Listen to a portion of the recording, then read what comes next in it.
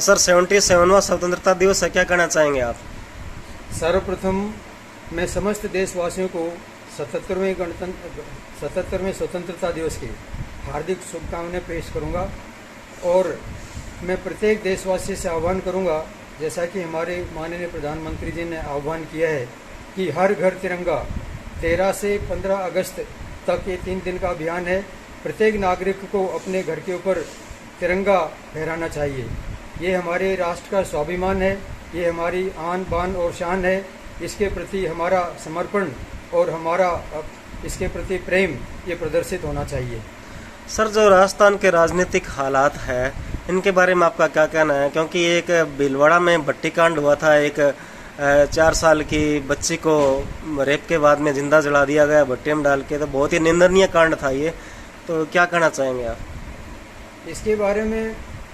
पूरे प्रदेश भर में भाजपा ने एक आंदोलन चलाया था, नहीं सहेगा राजस्थान। और यदि हम आंकड़ों को देखें तो गत 4.5 वर्षों में लगभग 10 लाख आपराधिक मुकदमे दर्ज हुए हैं, जो कि ये दर्शाता है कि प्रदेश की जो सरकार है ये अपराधों पे नियंत्रण करने में पूर्णतः विफल रही है। और दूसरा सबसे बड़ा जो एक दुख का विषय है वो ये है कि हमारी नारी शक्ति के प्रति सबसे ज़्यादा अत्याचार हुए हैं तो राजस्थान में हुए हैं।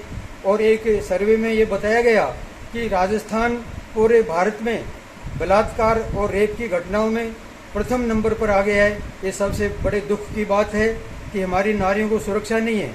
और एक सर्वे में ये भी बताया गया कि गत 4.5 वर्षों में लगभग 30,000 महिलाओं के साथ में अत्याचार हुआ, बलात्कार हुआ, या कि उनमें से अनेकों को मार भी दिया गया, जैसा कि भी भीलवाड़ा में हुआ। राजस्थान में चुनाव नजदीक है तो क्या कहना चाहेंगे आप? सरकार भाजपा की बनेगी? पूर्णतः स्पष्ट बहुमत से और बहुत भारी मेजोरिटी के साथ में भाजपा की सरकार बनेगी, क्योंकि पहले भी इसकी प्रदेश में कांग्रेस की सरकार रही है, परंतु इस बार तो भ्रष्टाचार के सारे रिकॉर्ड तोड़कर नंबर 1 पर यह सरकार आ गई है। आप ये देखिए, अभी 4.5 साल तक सरकार सोती रही, और जब लगा कि 6 महीने शेष हैं तो इन्होंने राहत कैंप ये भी मुफ्त ले लो, वो भी मुफ्त ले लो। ये मतलब जनता अब जागरूक हो चुकी है। अब जनता को पता लग चुका है कि ये जो खोखली ये जो घोषणाएं हैं केवल मात्र जनता को बेवकूफ़ बनाने के लिए हैं, इनमें कुछ भी आना जाना नहीं है। यदि महंगाई यदि आपको कम करनी है तो आप सबसे पहले तो डीजल पेट्रोल पे वेट कम कर दो ना। पूरे भारतवर्ष में श्री गंगानगर में डीजल और पेट्रोल सबसे महंगा है, आप वहाँ कम कर दो तो अपने आप ही महंगाई पे काबू हो जाएगा। 500 रुपये में गैस सिलेंडर दे देंगे। वो मोदी जी की जो उज्ज्वला योजना थी उसको आधार मानकर, उसको बेस मानकर उसके ऊपर 500 रुपये का सिलेंडर देने की बात की है, और वो भी अभी तक ज़्यादातर दिए नहीं गए हैं। गंगानगर की राजनीति भी अपने चर्चा करते हैं। गंगानगर की राजनीति, गंगानगर के शहर का भी अगर आपने सूत्रों के हवाले से माने तो शहर का बेड़ा गर्क हो चुका है। थोड़ी सी बरसात होने पर शहर डूब जाता है, इसके बारे में आपका क्या कहना? ये एक बड़े ही कष्ट और खेद का विषय है कि अभी तक इतने वर्षों से हमारे राजनेताओं ने शहर की सड़कों के बारे में और यहाँ के पानी के निकास के बारे में कोई एक आधारभूत या कोई सॉलिड योजना प्रस्तुत नहीं की। एक छोटी सी बारिश में पूरा का पूरा शहर जलमग्न हो जाता है। ऐसे लगने लगता है कि मानो कि हम किसी शहर या बस्ती में नहीं रह के किसी टापू में रहते हैं। इसमें कुछ एक ठोस योजना बनाकर आगे हमको बढ़ना चाहिए। हम ये नहीं कहते कि पानी क्यों भरता है, पानी इसलिए भरता होगा क्योंकि शहर नीचाई में बसा हुआ है।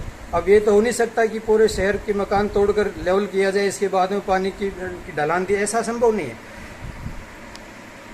15 इंची पाइप 3 दिशाओं में निकाल दिया जाए, जैसे ब्लॉक एरिया का पानी अपने नेते वाले की तरफ निकाल दिया जाए, जवाहर नगर एरिया का पानी बारहमासी नहर की तरफ निकाल दिया जाए, और ये जो पुरानी आबादी का जो पानी है ये 7 जेडी की तरफ निकाल दिया जाए, और तीनों तरफ एसटीपी प्लांट बना के पानी का शुद्धिकरण करके पानी को सिंचाई में प्रयोग किया जा सकता है। परंतु इस प्रकार की विजन यदि किसी नेता में हो तभी ऐसा संभव है, वरना संभव नहीं है। सर, आप संघ से जुड़े हुए हैं, संघ को कांग्रेस देश के प्रति घातक मानती है, उनका कहना है कि इनकी विचारधारा देश के लिए घातक है। इसके बारे में आपको क्या कहना? दरअसल कांग्रेस को संघ के बारे में कुछ ज्ञान ही नहीं है। जो संघ है सब जानते हैं कि प्योरली एक राष्ट्रवादी संगठन है, एक सामाजिक संगठन है और राजनीतिक हस्तक्षेप संघ का नहीं हुआ करता है बिल्कुल भी। संघ के लोग गरीब बस्तियों में जाते हैं, राष्ट्रीय निर्माण की बात करते हैं, गरीब आदमियों की सेवा करते हैं। जैसे कि अभी कोविड की महामारी फैली तो सबसे ज़्यादा जो सामाजिक कार्य किए गए किसी सामाजिक मंच के द्वारा, सामाजिक संगठन के द्वारा, तो राष्ट्रीय स्वयंसेवक संघ ही था। कांग्रेसियों को क्योंकि एक भ्रष्टाचार करने की आदत पड़ गई है, जो संघ है वो इस प्रकार के भ्रष्टाचारों का सदैव विरोधी रहे। कांग्रेस परंपरावाद की राजनीति करती है तो जो भाजपा है वो इस प्रकार की राजनीति नहीं करती है। और संघ किसी भी तरीके से, संघ तो कांग्रेसियों से भी कहता है आप आइए, हमारी अच्छी अच्छी बातें सुनिए, राष्ट्र निर्माण की बात कीजिए, चरित्र निर्माण की बात कीजिए, भ्रष्टाचार छोड़िए, तो हम तो आपके साथ भी हो जाएंगे। परंतु कांग्रेसियों को ऐसा बिल्कुल भी गवारा नहीं है कि भ्रष्टाचार को छोड़ दें, परंपरावाद, अपने परिवारवाद को छोड़ दें, ऐसा संभव नहीं है। अभी डोटासरा जी ने एक इतना भद्दा बयान दिया संघ के बारे में कि अब कल हमारी सरकार आएगी तो संघ ने बिल में बांट देगा। ये कोई बात होती है क्या? इस प्रकार की ओछी बात करना किसी सामाजिक संगठन के बारे में किसी राजनेता को शोभा नहीं देता है। एक भद्दी और अभद्र टिप्पणी है जिसकी मैं आलोचना करता हूँ। गंगानगर से आप भी भाजपा टिकट के प्रबल दावेदार है, संघ से भी जुड़े हुए हैं, क्या लगता है आपको मौका मिलेगा? हाँ, ये मैं प्रयासरत अवश्य हूँ। और अब क्योंकि थोड़ा युग बदल रहा है, राजनीतिक क्षेत्र में परिवर्तन दिखाई देने लग गए हैं और अब ईमानदार लोगों को भी आगे लाया जा रहा है, तो मुझे उम्मीद है कि क्योंकि मैं एक कॉलेज का प्रिंसिपल रहा हूँ, यदि मेरा बैकग्राउंड किसी को जानना है तो राजकीय महाविद्यालय श्री गंगानगर में जाके पता कर ले कि मैंने किस प्रकार का स्वच्छ प्रशासन वहाँ पे दिया। और मेरी यही सोच है कि जो कार्य मैं कॉलेज में कर सकता था ईमानदारी के साथ में, वो कार्य मैं राजनीतिक क्षेत्र में भी उसी शक्ति और समर्पण के साथ में मैं कर सकता हूँ। इसी उम्मीद को लेकर मैं राजनीतिक क्षेत्र में आया। और मेरा एक ये भी मानना है कि शहर में लंबे समय से धन बल और भुज बल की राजनीति चल रही है, इस राजनीति का पटाक्षेप होना चाहिए। और एक सबसे अच्छी बात जो मुझे यहाँ गंगानगर वासियों में लगी, यहाँ पे जातिवाद का बोलबाला नहीं है, यहाँ पे अच्छे व्यक्ति और स्वच्छ छवि के व्यक्ति को यहाँ पे पसंद किया जाता है, उसको आगे किया जाता है।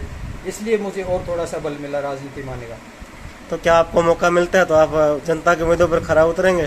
जनता की उम्मीदों पे बिल्कुल खरा उतरूंगा।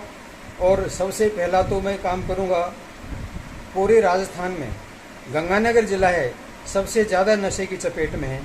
नशे के सौदागर, नशे के कारोबारी, उन्होंने युवा पीढ़ी को लगभग बर्बादी के कगार तक पहुंचा दिया है। यदि मुझे मौका मिलता है तो मैं सबसे पहला जो शिकंजा है इसी माफिया पे कसूंगा और युवा शक्ति को इनके चुंगल से बचाने का प्रयास करूंगा। और दूसरा, शहर की जो सड़कें उबड़ खाबड़ जो बनी है, ऐसा लगता है कि मतलब 1-1 फुट गड्ढे इसमें सड़कों पे मैंने आज तक पहले कभी नहीं देखी किसी शहर में। यहाँ पे इतने बड़े गड्ढे, तो इसका एक तरह से पूरी तरह से एक संपूर्ण विकास करूँगा। महाराजा गंगा सिंह जी ने जब गंगानगर बसाया था, वो पेरिस से नक्शा लेके आए थे और हर मकान जो था कॉर्नर का मकान था और हर ब्लॉक के बाद में एक पार्क था जिसको गोल्ड डिग्गी के नाम से जाना जाता है। अब गोल्ड डिग्गी पे तो मतलब कचरा इकट्ठा होता है, वहाँ पे पार्क वार्क लगभग खत्म से हैं। तो एक तरह से शहर को पुनः हरा भरा बनाना, पार्कों से युक्त करना, स्वच्छ जल प्रदान करना, ये अनेक प्रकार की मेरी प्राथमिकताएं रहेंगी।